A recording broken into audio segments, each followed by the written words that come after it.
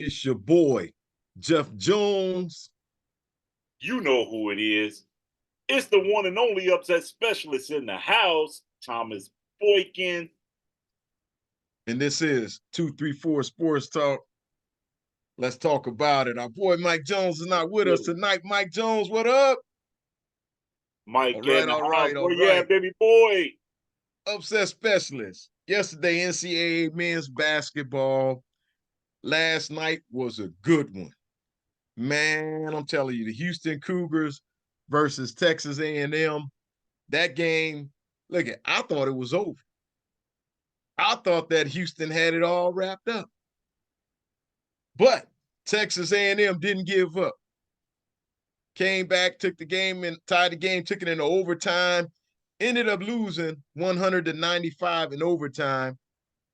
Mr. Boykin, as you look at this game on last night, what are your thoughts on this one? Uh, First off, it was a really, really competitive game. Texas A&M gave Houston a hard way to go. From what I saw of the second half of the game, nobody was up by more than 5.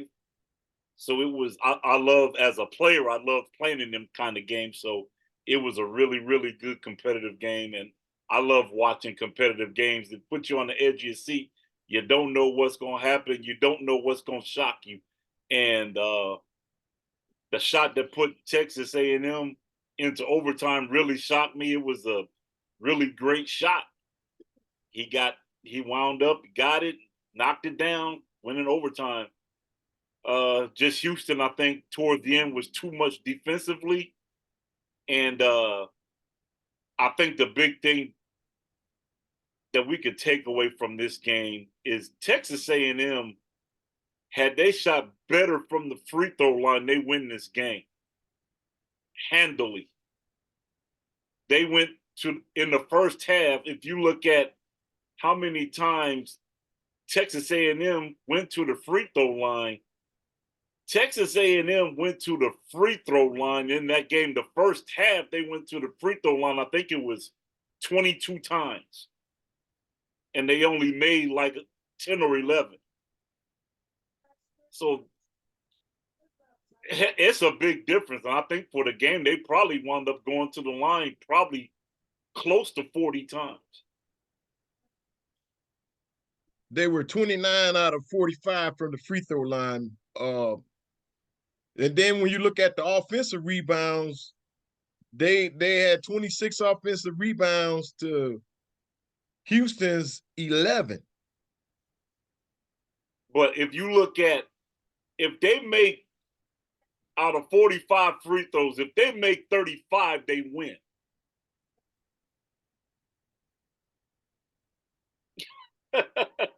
You're right about that one. Yeah, they had that one. If out of 45 times, if you make 35 of those, this game doesn't see overtime. So to me, this says some places in college basketball, we're losing fundamentals on how to shoot free throws and how to shoot free throws even in the clutch. There's mechanics that has to be performed 98% of the time to make a free throw.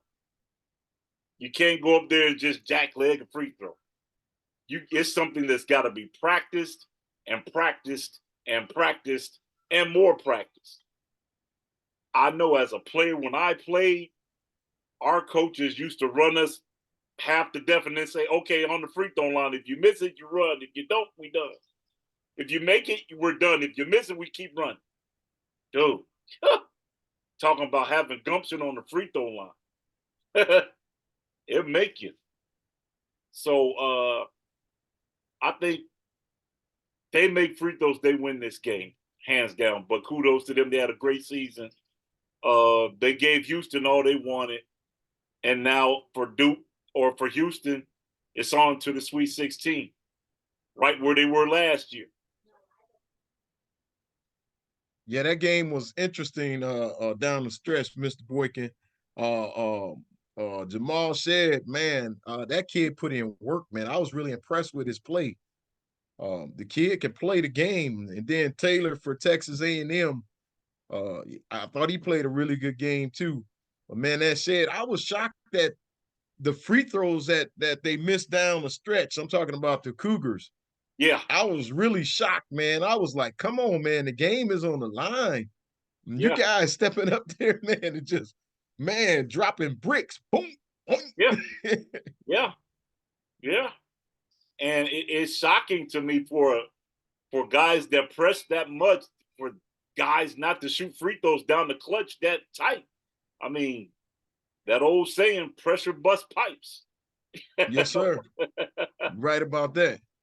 So, I mean, you gotta tip the hat off to, you know, things worked in their favor with A&M missing a lot of free throws. Because Yes. you looked at if you look at their percentage, they shot under 50% from the free throw line. So I mean that says a lot in itself. Yes, sir. So Mr. Boykin, as we looked at the other games that took place, just a few games, North Carolina State and Oakland, real good game too. Winning overtime with North Carolina State winning 79-73. Then Gonzaga 89 to Kansas, over Kansas, 89-68 over Kansas. North Carolina 85 to 69 over Michigan State. And Tennessee, they beat Texas 62 to 58. That was a good game. oh, And Mike Jones Purdue, squad. yeah, Mike Jones, Rocket Top. Rocky and Top in the house. Purdue 106, they just destroyed Utah 106 to 67. Wasn't even fair. Edie ate all day. I mean, he played a good game. And then UConn 75 to 58 over Northwestern. When we looked at the games yesterday, what really stood out to you as far as these games? Um, Number one, your defending national champion ain't broke a sweat yet. UConn is beating people by more than 10 points every game, which means they're not getting tested. I don't think Purdue really has been tested yet either as well. Um, you see they won their game easily, easily, almost 39. Come on, man. It's not a contest. Uh, James Madison just had all kinds of problems with Duke. Duke has a whole lot of ball switching, good defense, great shooting. They don't quit, so you got to watch Duke. Uh, Clemson is another sleeper that people don't talk about. Clemson is quietly getting it done, quietly, and sometimes underneath the radar is the best place to be. Exactly. That's true. So, uh, it's the same as with Alabama. Nobody has talked about Alabama all year, but quietly they're having a great season. Uh, a team that you didn't see coming out of the SEC is running, so it's good stuff. Like down the stretch, we'll see who comes. Dwayne Wade and on them old school. Marquette is still rolling. They rolled over Colorado by 4. So we still got some teams out there that's coming, but for this next round, it's gonna be some games in the Sweet 16. It's gonna be some games.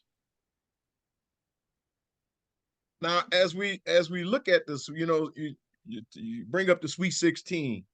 As we look at the Sweet 16, Mr. Boykin, the upset specialist, do you see any upsets coming on the horizon? See some teams that need to beware. Uh, I think the one right as I'm looking at it right now, one that stands out.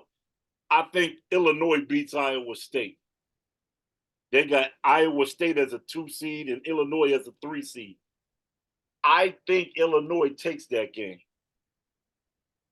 Iowa State's been tested a little bit, but they're really getting ready to get put under the pressure cooker. I think that's one. I think Carolina has been one of them up and down teams all year. If they're not careful, Alabama will sneak them. If they're not careful. So that's another one I kind of circle. The other one, Purdue is on upset alert. To me, Purdue is on Okay. upset alert. The Zags have always been traditionally a big problem for anybody they face. Uh, they present a lot of mobility problems for Purdue, especially Edie in the middle, because they're going to figure out a way to pull Edie out of the middle and open up driving lanes and open up passing lanes for high-low. So watch out for that one. The most entertaining game I think for the weekend is going to be the Duke Houston game.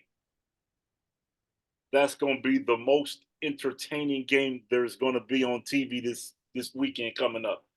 The Devils are playing good. Houston's playing good. I look for it to be a high-scoring affair because they both shoot the lights out. Houston defensively may have a slight edge defensively. Duke's big man in the middle plays very well. I look for him to put a lot of pressure on Houston's middle. So it's going to be an entertaining game. Very, very entertaining game. I hate to tell my boy Mike Jones, but he's on upset alert too. Oh, with Creighton? I believe Creighton is a sleeper. I believe Creighton is a sleeper. Tennessee is playing good, but we'll see. We'll see. Another the second entertaining game of the weekend is going to be Carolina State and Marquette. Yes, sir. That's going to be a real entertaining ball game, and that's a 2 versus 11. The upset specialist predicts the 11th seed will win that game. Carolina State is coming off of 2 big wins in the ACC tournament, beating Duke and North Carolina. Look for Carolina State to carry momentum and knock off Marquette. You heard it here first. I hate to hear that from the upset specialist because Marquette is right up the road. Oh yeah, for But sure. but for sure, I was really looking at that, and I was waiting on you to mention that game because I was like, man, North Carolina State is looking really good. I don't know if Marquette gonna beat them guys. They are playing. North Carolina State actually peaked at the right time of year to play basketball. They peaked at the tail end of the season and into the tournament, which is perfect. You ride momentum as long as you can ride momentum. I think they're going to keep riding it. Man, they was in a war with Oakland. Oh, yes, That sir. game was a really good game, man. That game was a war. And for a minute, I didn't know if North Carolina State was going to pull that off. Oakland is full of shooters. I will give them credit. Those guys can score the basketball without question. They can score the basketball. And they do a whole lot of great offensive rebounding. So, yeah, Oakland was a tough out. So Carolina State, like I said, they're riding the momentum. We'll see what they do. But I got them. I got them beating Marquette. The goal. Don't get me wrong. I'm taking nothing from Marquette. Marquette is a whale of a basketball team. They've been playing pretty solid all year long. So I'm not taking anything from them. But there's something about coming into a tournament as a tournament champion when nobody expected you to be a tournament champion. So look for Carolina State to pull a shocker.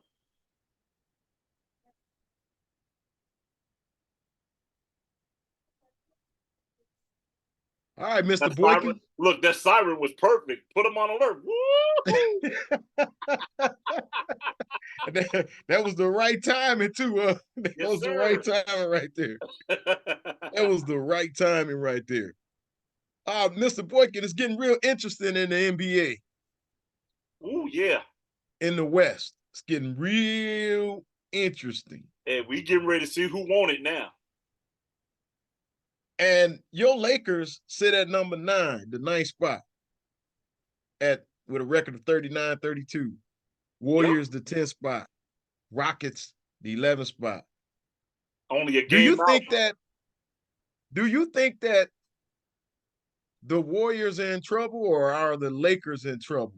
Who do you think will miss the play in? Well, right now, if you're looking at it from the winning standpoint, Los Angeles is in the catbird seat. They've won, I think, the last 4 in a row, whereas Golden State's on a skid and Houston is steady gaining ground. They're only I think they're only a game out of that 10th spot. And Houston just got done beating Golden State last night. So the pressure is on Golden State now. And I keep telling people, and I keep telling people, and I keep telling people, Klay Thompson is not that guy anymore. There's been a lot of talk about trade as far as Klay Thompson is concerned, and maybe even Steve Kerr could possibly be gone at the end of this year if things don't go right. What do you think about that? You think this is it? You think that Yeah, I think maybe that this is it for Steve Kerr? I don't think it's it for Steve Kerr. I think this will be it for Klay though. I think it'll be it for maybe Klay and maybe Dre. I think they're looking for. I think they're going to look at getting some help around Steph because right now the only consistent offensive threat is Steph, and right now he's the only thing that's keeping them afloat, and he's crumbling because it's too much. You can't expect him to hold the weight of a whole basketball team that ain't performing. It just don't happen. If he was in the Davidson days in his younger days where he did that, yeah, that's different. But this is the NBA where you need 4 of the guys to step up. And right now he's not getting them 4 of the guys to step up. So they're in trouble. Now, with my Lakers, I would like to see them out of that last seed. Why? I don't think they have a chance against Denver or Oklahoma City, which is your 1 and 2 seeds. And Yes, if they're sir. going in as a 9 seed or a 10 seed, they're going to play either Denver or Oklahoma City. So, and I still don't think, and even if they drop even lower, if they go up even 1 above that, I don't think they want to play Minnesota either. It ain't looking good. No, they're just it's going to be a dogfight for the Lakers this year. Now, Anybody in Mr. that anybody in that 8th, 9th, and 10th seed is in for a rough spot. Yeah, you don't want to be there. No, you When in we for look a rough spot. when we look out east, in our last order of business, Mr. Boykin, you see the Celtics just running away with the East. I don't see 11 anybody games, challenging that. nobody. I don't see 11 nobody games over the challenging that. number 2, the second place Bucks. My Bucks. The Bucks put a good whooping on OKC last night and looked pretty good swinging the ball around. You're starting to see some changes there. Hopefully they keep this momentum. Matter of fact, we got your Lakers tonight. So we'll see what happens there. But when we look at Boston out in the East, do you think anybody is going to challenge them to represent the East? You I think think anybody has a shot? I think the only team that's going to challenge them will be Milwaukee. The only other team that can challenge is Philadelphia, and they need Embiid to do that. And I don't know if Embiid's going to be back in time for that. And even if he is, he's out of game shape for a couple of games because he's got to go get his sea legs back. And trying to play Boston is not going to be pretty. trying to get your legs back, it just ain't gonna bode well. Yeah, it's not looking real good out east for anybody. But I'm hoping my Bucks can shine at the right time. But man, them Celtics, they a problem. They a problem. Historically, I still think they give Tatum a lot of credit for carrying Boston. I think it's the other way around. I think it's Jaylen Brown that carries them on a consistent basis, night in and night out, because he does a whole lot of things well. Not just score the basketball, he does a whole lot of other things well. Rebound, defense, he just does a lot. And I don't think people have taken notice of really what he does. So Yeah, I agree that's with you where I there. stand on it. They look good right now, but we'll see. We'll see if they'll keep their foot on the playoff on the pedal come the playoffs.